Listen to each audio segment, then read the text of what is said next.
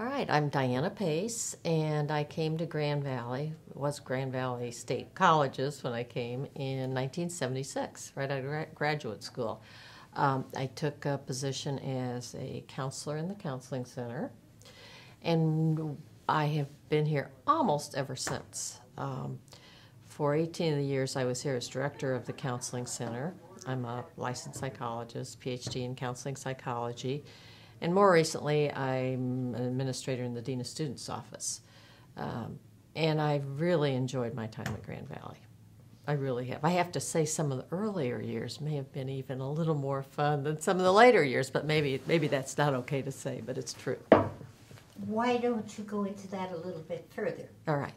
Well, in fact, one of the reasons why I even took the position here was because when I came to visit, I met Barbara Gibson. When I came for my interview, I met Barbara Gibson, and she told me about all the wonderful things that were going on at Thomas Jefferson College, which actually I'd even heard about before the interview. But I just thought, wow, what a wonderful place to work. It's not just a college, it's a college with all kinds of interesting learning going on for students.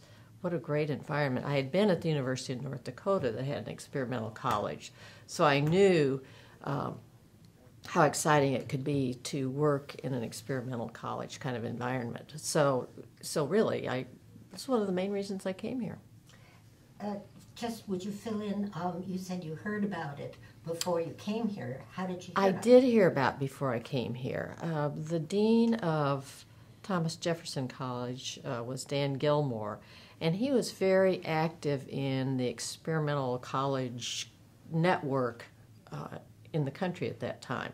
And so some people I knew at the University of North Dakota knew him, and actually a couple of them came here to teach as visiting professors, and so they were friends of mine, and so through Dan, etc., they told me about Grand Valley. So really, at that time, I don't know how many experimental colleges there were in the country, more so than now, obviously. Evergreen, I think, the New School, which is at the University of North Dakota, certainly here, maybe a few others, I'm not sure.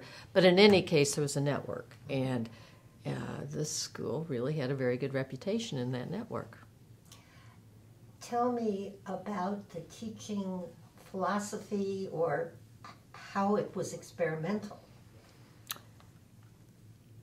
Well, an example might be my first semester here, I taught a class at Thomas Jefferson called Seeing with the Mind's Eye, and I co-taught it with Ava Arcega, who was one of the people who told me about the school. And just so we used a textbook, but also we used the students' experiences in what is imagination? How do you see the world? How do you imagine the world? And then how do you apply that to your learning? And how do you apply that to your philosophy of life? So we pulled all of that together, and it was really a very rich experience. We did a lot of kind of group exercises in terms of using the imagination. We had the students write papers on what is imagination, what do you see with the mind's eye, and it was just a super kind of experience. So that kind of underlines the philosophy of many of the courses, which had to do with students taking responsibility for their own learning, which creates a very rich learning environment. And the students knew that, and the beauty of it, and now if you try to do a class there and you say you're responsible for your own learning, they kind of look like, what? You're not going to just teach me? But the students at Thomas Jefferson knew that, and it was one of the reasons they came, and they were very eager learners. They were very involved in the class and very willing to work hard, take responsibility, be involved, write papers, whatever. They were so enthusiastic. It was really fun. As someone in your field, how would you analyze how the students were different? What made them different? I think if students think they're responsible for their own learning, their whole attitude is different versus being a recipient of information. In psychology, there's a theory called self-authorship, and I think what students at experimental colleges, Thomas Jefferson, William James, really thought of themselves as their own authors. Mm-hmm. And that way they knew they had the responsibility for the creation of themselves, or what they learned, basically. Not only was it a matter of gaining knowledge, but it was a matter of applying it to themselves as individuals and people in terms of their own personal development. So knowledge was integrated entirely through the person, not just sort of a little subset over here in the brain of now I know the history of the United States. It was a part of them as a human being. Very clear. As we know, there are many feminisms. It isn't one thing. What was feminism like, and why was it important at Thomas Jefferson in the 70s? Mm-hmm. There were some amazing female faculty at Thomas Jefferson at the time, and they were feminists, and this was that second wave of feminism right about that time that was so powerful. And these women were just right at the top, I would say, in terms of their conceptualization of feminism and their enthusiasm for the topic and their wanting to develop the whole concept of feminism. I would say that whole concept of feminism very much was parallel to the style of learning, of taking responsibility for your own learning, and really had a lot to do with confronting authority, not in any kind of a hostile way, but questioning. And who's to say this is right or that's right? Maybe I have a part in figuring out what's right. And I think that's what those faculty members inspired in students. Not only that, really at that time, it's hard to believe, but women were really in pretty traditional roles still. Right, early 70s, feminism was just beginning. And so a lot of it had to do with women realizing, gee, I can do this, I can do that, I can have a career, I can be, I can have a family, I can do all of this. And that sense of freedom that women were starting to realize was so exciting. The energy in that was just amazing. Do you have any comment on the fact that this was happening in West Michigan, which was sort of infamous? See, you chuckled. I did chuckle, didn't I? Well, certainly, it's the irony. The irony. And I don't know, it's kind of funny, if you, like conservative places like West Michigan, is there always kind of an underlying liberal current or something? I don't know, but certainly there was here. I would say, and I had friends in Minneapolis, I had friends in New York, I would say what was going on here was as exciting and liberal, if you want to use that term, as anywhere in the country, really. And it happened in West Michigan, which is a very conservative place. Who knows? Was it the college? I don't know. But I think it was a collection of really amazing individuals within an institution that allowed this to happen. Do you have a comment about what people not associated with college, like people downtown Grand Rapids or Holland, how they felt about not only the college but feminism? Mm-hmm. I would say it was not very popular. I'm not sure how aware they were of everything that was going on at Grand Valley. But certainly when they got glimpses, they didn't like it very much. It was that notion of underwater basket weaving. That's what they're doing at that college, out there in the cornfields. They're just being crazy and wild, and they're not learning. Those students are not learning anything. They just all get A's and they don't do any work. And I think the community was a little nervous because it was pretty radical, both in terms of the style of learning and also the feminism that was going on. I mean, it was very radical. And I think it made the community quite nervous. What's happening here? Why is this happening here? And which probably partially led to those colleges being closed down. I think our administration got nervous about the community and how they viewed Grand Valley. Would you now, this is sort of the core of of the interview, would you characterize the feminisms that were here? You said radical. I'm sure there was a continuum. I think it was the sense that women could do anything. Anything. And I don't think women had felt that way before, or had been brought up to think that. Carpentry. You know, I don't know if you know that Jerry Van Syke built a windmill on campus.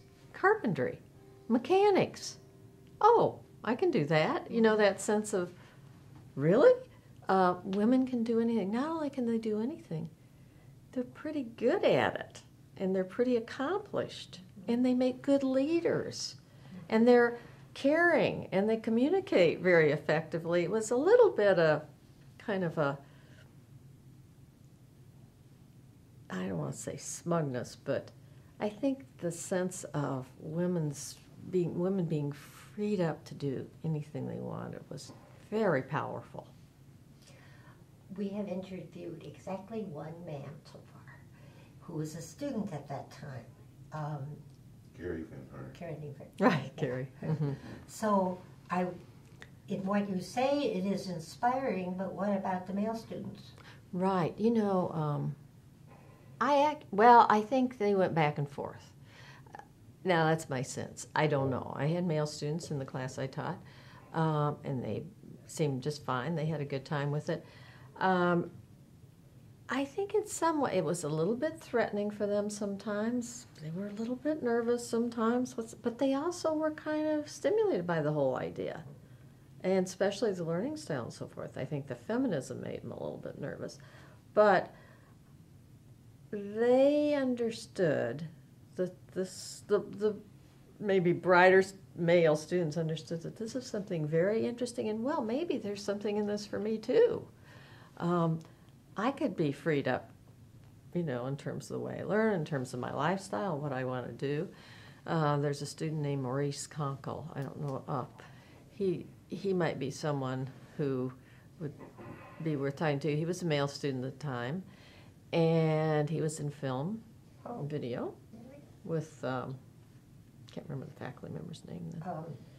You know who I mean? Yes. I know perfectly yes. well. I see her. Come on. Well, it was a male. Michelle. Yeah. Oh, Michelle Citron. Yeah. She was at William James. Right. No, it Were you was talking about Merrill? Merrill Roden. Oh, Merrill okay. Roden and Maurice were very good friends. And I think Maurice really enjoyed being at Thomas Jefferson. You could just see he was thriving. And I think the male students who were a little more confident probably did a little better than those who weren't, a little intimidated by all these women running around, you know, being wild. Okay. Describe feminism at TJC. So that we understand, because it's Right. It's an abstraction. I think, you know, I don't know that they even referred to it as feminism, but what these several faculty members put together, Linda Smith, Jerry Van Syke, Sherry Redding, put together a program called Women, World, and Wonder, and with the whole idea of exploring women in the world. And it was a year-long class. Anybody could belong. They brought in amazing speakers from all over the country. And the whole idea was to explore the wonder of women. I don't think they used the term feminism very much. It was more, who are we as women? Why are women interesting, amazing? You know, just that whole exploration. Women poetry, Adrienne Rich. So that whole notion of let's look at women authors, women poets, women movie stars, women politicians, whatever, and examine what is unique about them and what do they offer and what does that say about us as women. So I think it was more, I don't think the term feminism really got used as much as let's celebrate women. That's very helpful, because feminism just is so vague. Right, it is Yeah. very vague. Yeah. And it also has a kind of a notion of we're downtrodden and we want to do, you know. And that was not the sense of the women's activities at TJC. It was a celebration. Okay, what about lesbianism and the relationship of that to feminism here? Well, this is just my opinion, all right? But it almost took that celebration of women to a next step, which is, well, if we're going to celebrate women, then let's celebrate lesbians, because after all, that's women with women. Doesn't get any better, right? I mean, that's kind of the, there was a little bit of an arrogance about that, but that's all right. You know, it was all right because it hadn't happened before. And so it was sort of like the pinnacle or the epitome of being a woman. And I think it was women really appreciating what other women were like and could be. I think this came up when we did the interview before. Marco mentioned it, that there were women on the faculty or women who were married to faculty members who felt left out.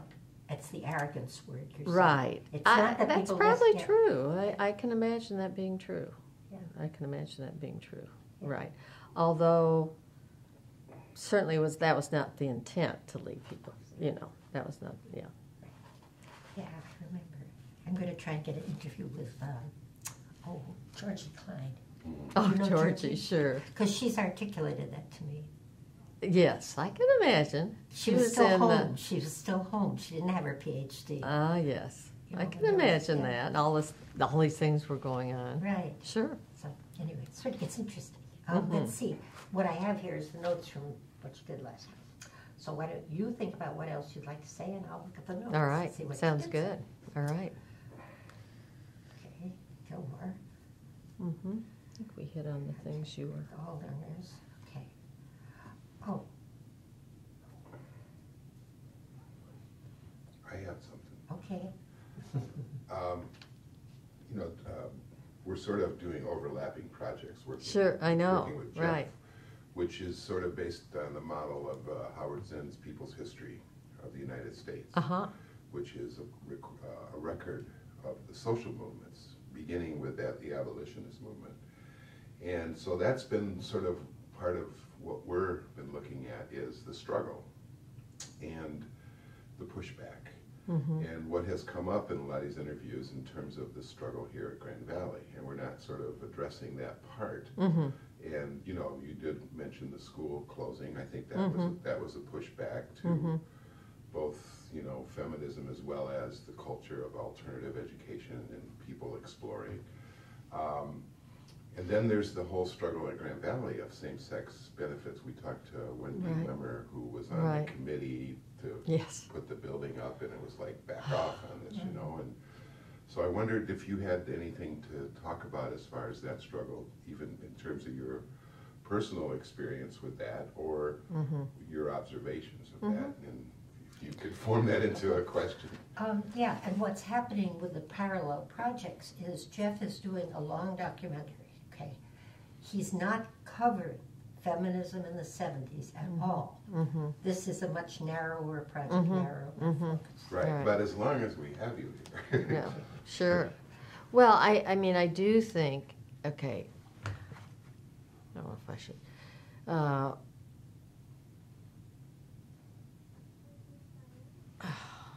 I don't think You can also say you don't want to answer, and it's okay. Oh, no, I don't mind answering. I was Okay. just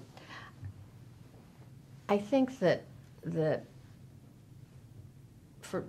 these colleges were closed down for a couple of reasons. One, the administration was very worried about the West Michigan view that we've already talked about, and also the university was losing enrollment, or the colleges were losing enrollment. So I think for those two reasons, plus nationally, there was kind of a swing back towards conservatism. Yes, the federal government had been very supportive.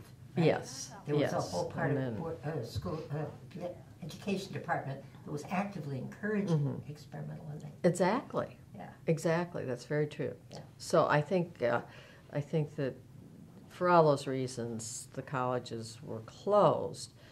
But I think a good part of it had to do with some fear and concern about where's this radicalness going, you know. I mean, it was pretty much of an all-male administration at Grand Valley. except for Adrienne Tinsley, who was dean of William James College, and a lesbian, and she left right in that period of time. So I think it was a little bit, made them very nervous, made the administration very nervous, all the things that were going on. Plus the sense that enrollment was dropping, and obviously that's an issue. The administration decided to just basically take over the colleges and close them, which was unfortunate. Now, in terms of what did that do? It did have kind of a dampening effect at Grand Valley. Pretty serious damping effect. In fact, I left. I was so disappointed and disillusioned. I left for a couple of years and went out to Seattle. But it was kind of not a very fun place to be, right, in 1982, that period of time. I came back because I like Grand Valley, and there are a lot of very interesting faculty here, and I believed in the institution. But then we had the same-sex benefits issue that went on for years and was really demoralizing and disappointing.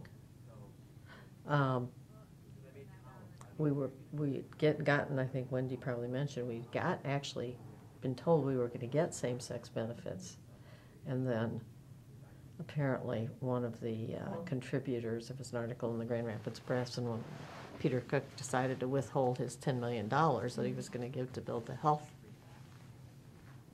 sciences building downtown, and so that was that. Now, I still remember Pat Old, who was the vice president at the time, coming over to my office and telling me we were not going to get same-sex benefits, and I just burst into tears. I couldn't believe it. Wendy and I had met with board members. We had had conversation after conversation. They seemed sympathetic, and then it fell through. It was a really terrible time. It really was. It was awful. It was my low point at Grand Valley, and it took several years after that before we finally got the same-sex benefits. So it's been a struggle. It was about 82 when I typed my letter of resignation, and I went in. Forrest Armstrong was still here, and I laid it on the table.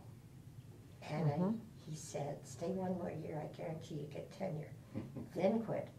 If you ever want to go back to teaching, it doesn't look funny." So I stayed another year and had a kid, and yeah, and stayed. So it was a parallel kind of So thing. yeah, you remember it. It was kind of things were just. Come on, guys. Oh, yeah, we really. had something good going. Right, we had something good going. You put a wet blanket on it. Yeah. Come on. Yeah. Why do that? Okay, I think we're, in terms of, the only thing that was in before, you said something about,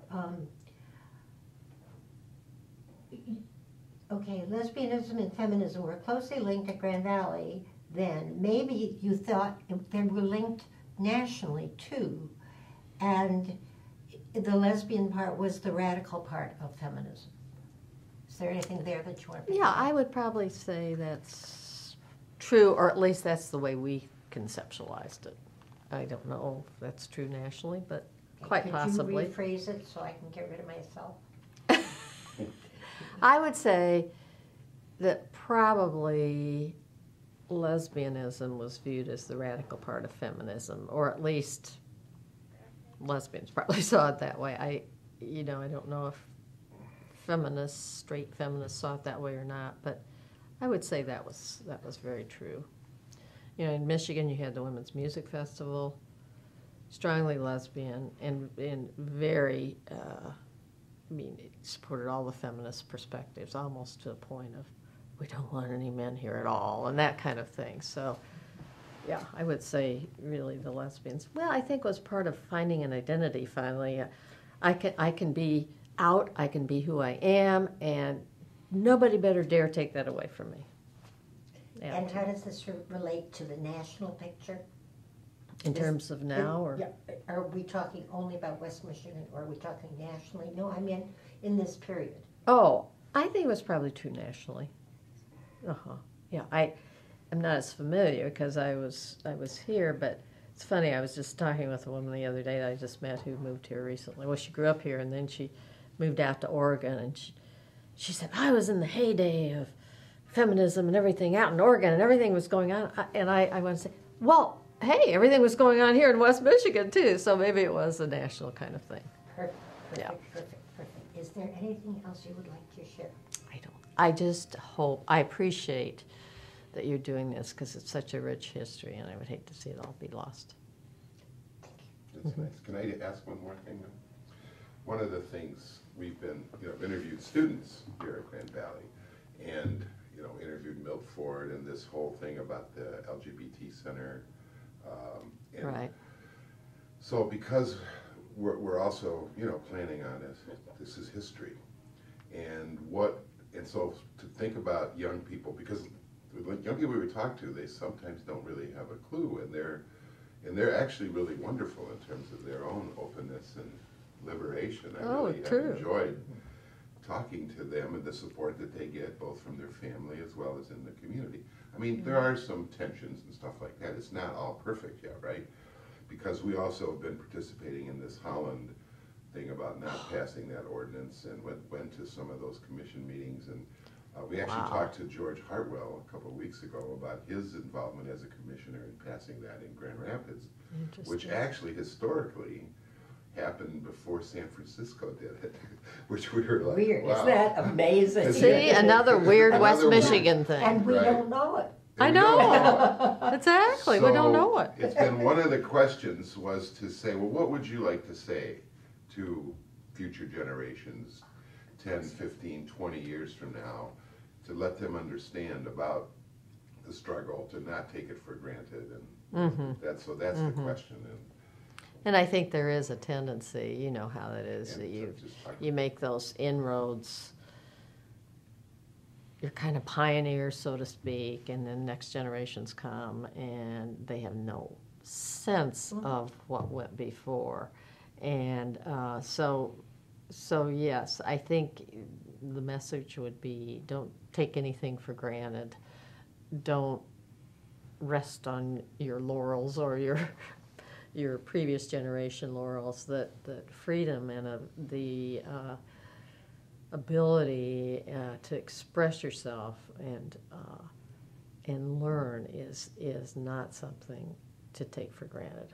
It's something you earn every single day. Great. As in the Civil Rights song, freedom is a constant struggle. There you go. Exactly, it is. It is.